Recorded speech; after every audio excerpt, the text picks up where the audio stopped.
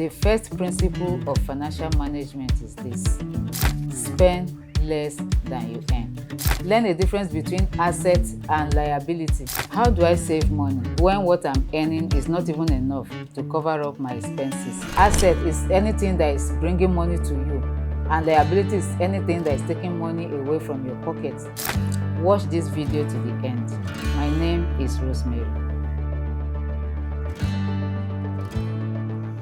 So my friend asked me, how do I save when what I'm earning is not even enough to cover up my bills, to cover up my expenses?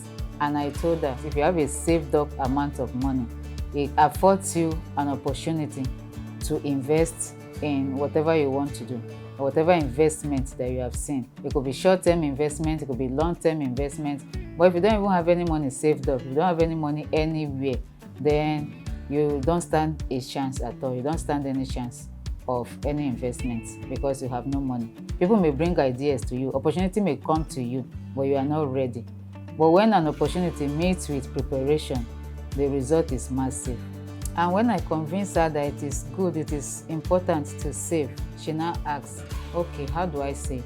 Because I really want to undergo this journey of savings with you. I really want to do this savings of a thing. Then I told her, the first principle of financial management is this: spend less than you earn. If you really want to turn your financial life around, you want to increase your financial life, you want to improve on your financial life, you want to do well financially. So I told her the truth. It is the truth. You may not like it, but it is the truth. You may not enjoy it at first, but this is the principle that is going to turn your life around.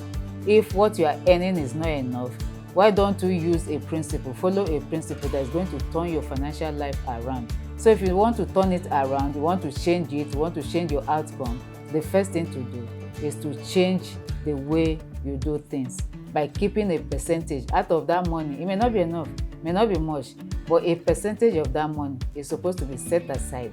And that money you are keeping aside, you are not saving it for party, you are not saving it for enjoyment, you are not saving it for good time with friends. No, you are saving it for a purpose.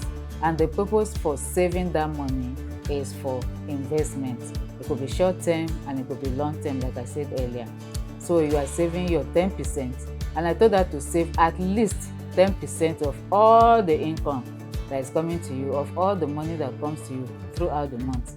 So I told her to save 10% of all her income. Whatever money that comes to you, begin to keep a record of all your income, all the money that is coming to you throughout this month. You have to save at least 10% of that money.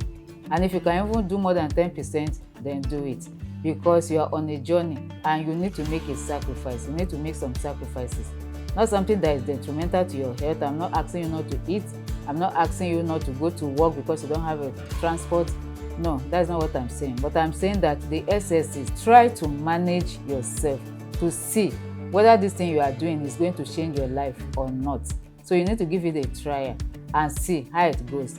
So you now have thoughts and emotion of abundance, and you begin to attract more abundance to yourself. But when you don't have money, the thoughts of money is coming, and the feelings of lack is coming, the emotion is there. And the more you are having these negative emotions, the more negative your account is, the more money will be running away from you, the more you will try to grab onto anything that comes your way, the more greedy you will become. You will start acting desperate because you are always in need. You don't have a penny to your name. It's not a good way to live. But when you have something saved up, a specific amount saved up, and it's growing and it keeps growing, then you stand a chance for an opportunity to make an investment. So learn the difference between needs and wants. Learn the difference between assets and liability. Asset is anything that is bringing money to you, and liability is anything that is taking money away from your pocket. So learn to manage your money, learn to manage your finance, no matter how little it is. It doesn't matter the amount. The amount is not the problem. It is your management skill that will multiply that small amount in your hand and turn it to a big thing, and it will become a big deal. So we manage well to become big, to grow it bigger, to multiply the money. Not when we have big money before we start managing. No, start managing with that little one in your hand. And before you know it, you grow it to become something bigger. And in the process, as you are doing this management, you are learning something. You are learning discipline, how to discipline yourself on buying things that are not necessary, like shopping online. These days, most of the things that we buy is just a click away. When you go to on the internet, before you know, you click here, you click there, you are buying things, you are ordering things online. You can order meal online, you can buy clothes, shoes, bags, hair, anything you want to buy online. So it's just a click away, and before you know, as you are clicking, your money is also clicking out, your money is going, your money is going. And these things, this product you are buying, this item, they are not assets, they are not bringing money. If it's an asset you are purchasing, it's fine, because it's bringing money back to you, it's bringing money to your pocket, to your bank account. That one is fine. It's an asset, it's an investment, because you are earning from it. While we are still on the subject of saving for investment, let me add this. The investment that you want to do, whatever investment that you have decided to embark on, make sure you know something about it, or you know everything about that investment. Don't just invest your money because it sounds good, because it looks good, because they presented it well, because the advert is so fancy, or because everybody is doing it does not mean you can do it. Because everybody is doing it does not mean you understand how it works. So do your due diligence.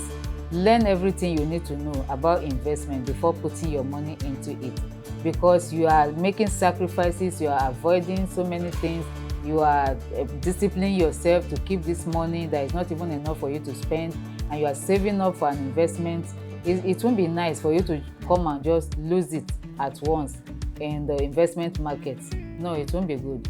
So I advise that whatever investment that you are thinking of going into, learn something about it, learn everything about it. If there's anything that you are confused about, ask questions, ask people, ask experts. Let people put you through, let people explain to you, or look at the testimonies of other people that have gone through that investment. Ask them questions, how they do it, how it works, whether it's a high risk investment or a low risk investment.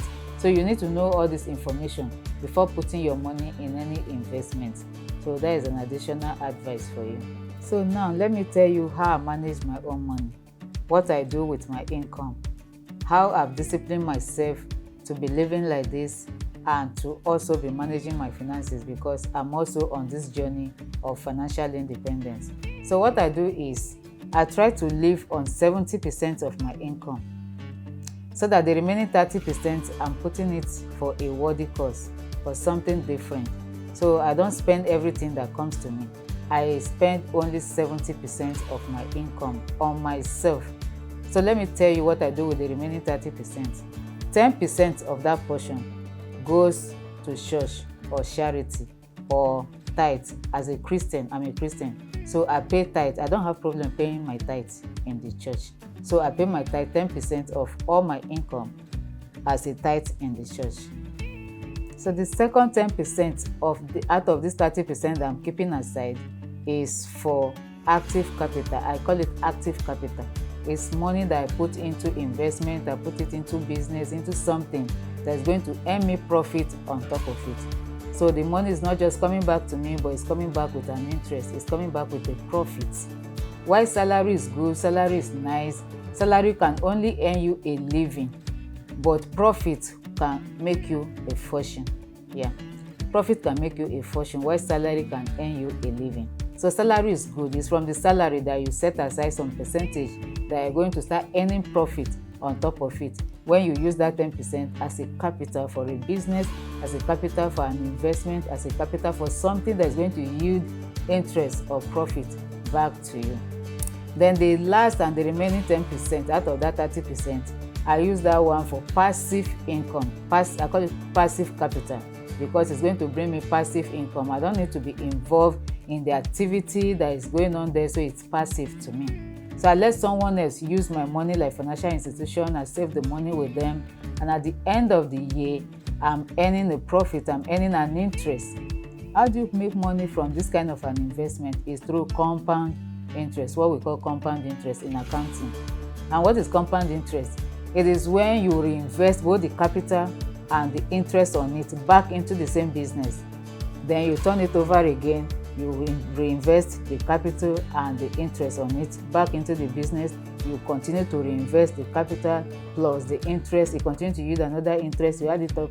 So before you know, you are adding up, you are adding up. By the time you give yourself 5 years, 10 years, that money would have grown into something bigger.